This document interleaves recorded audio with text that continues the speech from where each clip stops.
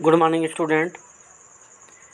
आज का टॉपिक है प्रतिबिंब का रेखीय आवर्धन।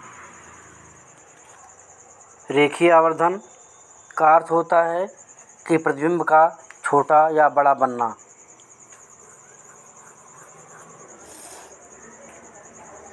किसी वस्तु के प्रतिबिंब की लंबाई तथा उस वस्तु की लंबाई के अनुपात को प्रतिबिंब का रेखीय आवर्धन कहते हैं। माने वस्तु की जो लंबाई है और प्रतिबिंब की जो लंबाई है उनके अनुपात को हम प्रतिबिंब का रेखीय आवर्धन कहते हैं।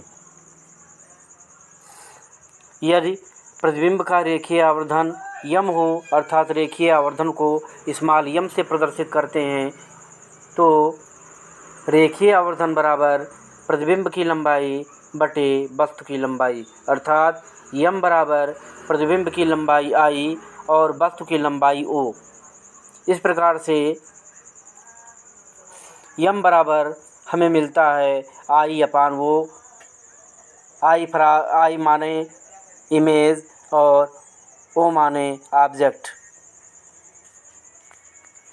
इमेज माने प्रतिबिंब की लंबाई, ओ फॉर वस्तु की लंबाई। और जो यम होता है रेखीय आवर्धन होता है वो प्रतिबिंब की दूरी और वस्तु की दूरी का अनुपात होता है अर्थात यम बराबर वी अपान यू होता है।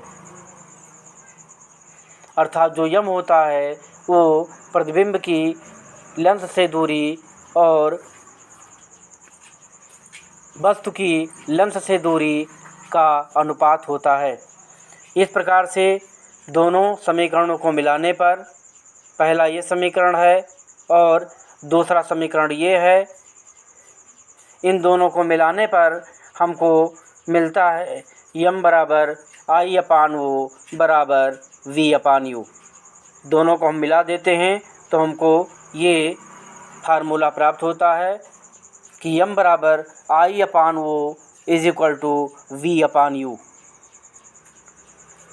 इस सूत्र को हम लर्न करेंगे और इससे संबंधित एग्जाम्पल को सॉल्व करेंगे। इसके बाद नेक्स्ट हेडिंग है लेंस की क्षमता अर्थात पावर ऑफ लेंसेज। लेंस का कार्य प्रकाश किरणों को मोड़ना होता है। जो लेंस किरणों को अधिक मोड़ता है उसकी क्षमता अधिक होती है अर्थात जो लेंस किरणों को अधिक मोड़ता है उसकी क्षमता भी अधिक होती है। एक पतले लेंस की क्षमता को यदि हम कैपिटल पी से दिखाएं और उस लेंस की फोकस दूरी स्मॉल एफ हो तो जो लेंस की क्षमता होती है वो उसके फोकस दूरी के प्रतिलोम के बराबर होती है अर्थात फोकस दूरी का व्युत्क्रम होता है। फोकस दूरी मीटर में होना चाहिए, यदि सेंटीमीटर में है तो फोकस दूरी को हम मीटर में चेंज कर लेते हैं। अतः लेंस की क्षमता P = 1/f। एफ मीटर में होना आवश्यक है।